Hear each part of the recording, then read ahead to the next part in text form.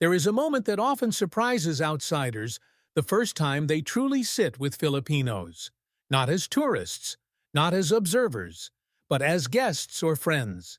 It is the moment you realize that behind the smiles, the jokes, and the warmth, there is a deep emotional world shaped by history, hardship, faith, and family. This story is not about labeling a people as good or bad. It is about understanding behaviors that shock outsiders precisely because they come from a place of survival, love, and identity. The Philippines is an archipelago of more than 7,000 islands, colonized, conquered, liberated, and reshaped over centuries. Every Filipino trait you are about to hear did not appear randomly. Each one grew from lived experiences: poverty, migration, religion, colonial rule, and strong kinship systems. To some, these traits feel confusing, even toxic. To others, they feel familiar, comforting, and human. Let us begin with the first trait that shocks many foreigners: extreme hospitality, even when there is nothing to give. It is common for a Filipino family to offer food to a visitor, even if that food was meant for dinner or for tomorrow. Visitors are urged to eat more, to take leftovers home, to feel welcome at all costs. Outsiders sometimes admire this generosity, but they are also shocked by it. Why would someone give away what they barely have? The answer lies in a cultural belief that dignity is preserved by generosity. To be seen as hospitable is to be seen as honorable. Even in hardship, the act of sharing affirms one's humanity. But this trait also has a hidden cost. Many Filipinos struggle to say no, even when it hurts them financially or emotionally. Closely tied to hospitality is the deep obligation to family. In Filipino culture, family is not just parents and siblings. It includes cousins, aunts, uncles, grandparents, godparents, and sometimes even neighbors. A working adult is often expected to support younger siblings, aging parents, and extended relatives. This shocks people from more individualistic societies. Outsiders ask why personal dreams are postponed for family responsibilities. But for Filipinos, success is rarely individual. It is collective. When one person rises, they are expected to pull others up with them.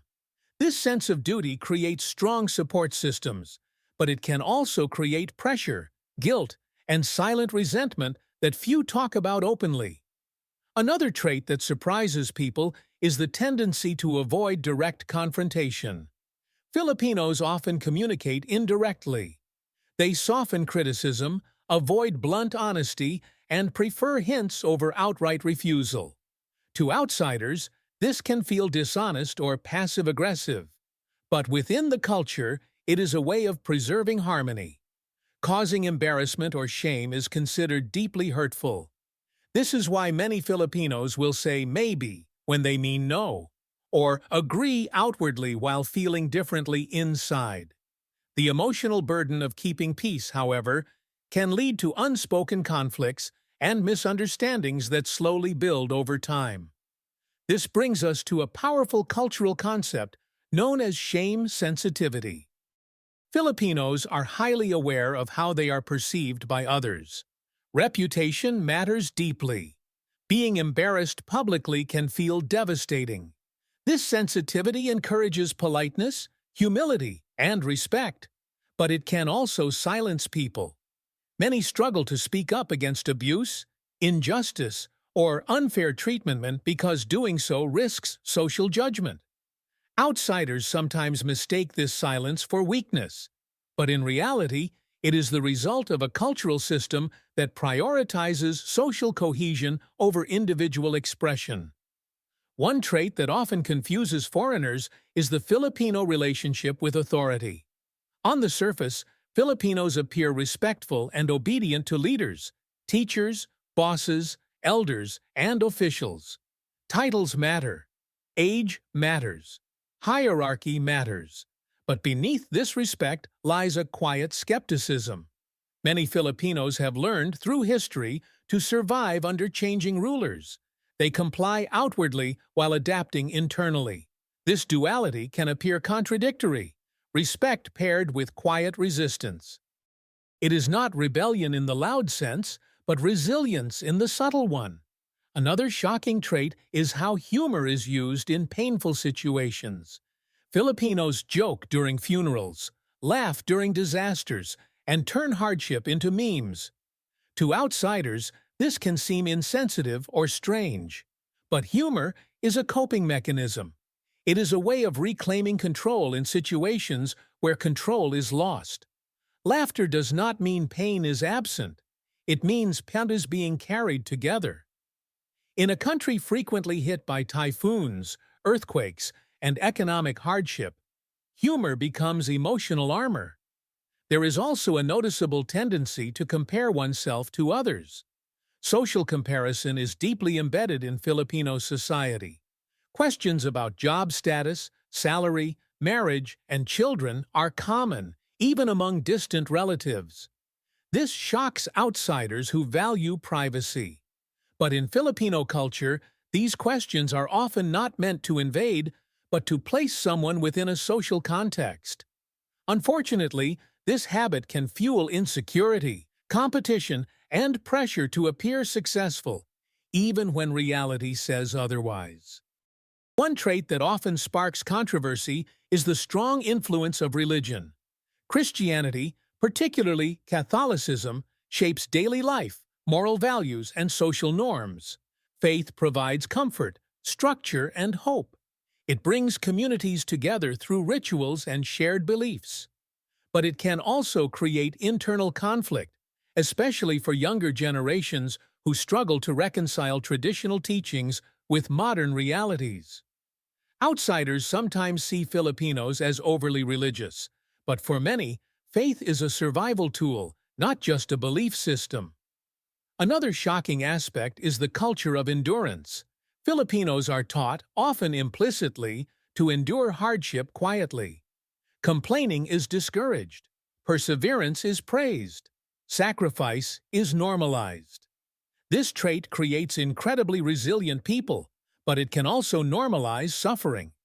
Many endure toxic workplaces, unhealthy relationships, and emotional neglect because they believe endurance is virtuous. Outsiders may ask why people stay in difficult situations.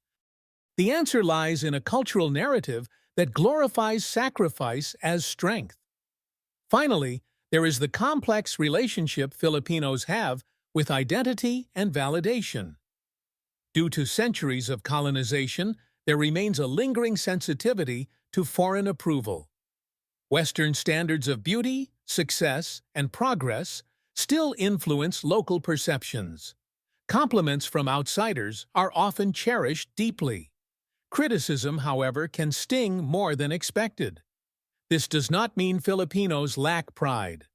On the contrary, national pride is strong. But it coexists with a historical wound that has not fully healed. Taken together, these traits paint a picture that is far from simple. They can look toxic when removed from context, but when understood within their historical and cultural roots, they reveal something deeply human. Filipinos are not perfect, and neither is any culture. What shocks outsiders is often what helped Filipinos survive. This documentary is not meant to judge. It is meant to invite understanding. Every smile carries a story. Every silence carries a reason. And every so-called shocking trait is a reflection of a people who have learned again and again how to adapt, endure, and remain human in a changing world. If you look closely, you will see that these traits are not uniquely Filipino. They exist everywhere, in different forms, shaped by different histories. The difference is that in the Philippines, they are worn openly, lived daily, and passed quietly from one generation to the next. Understanding a culture is not about labeling it. It is about listening long enough to hear why people are the way they are. And once you do, what once seemed shocking begins to feel familiar.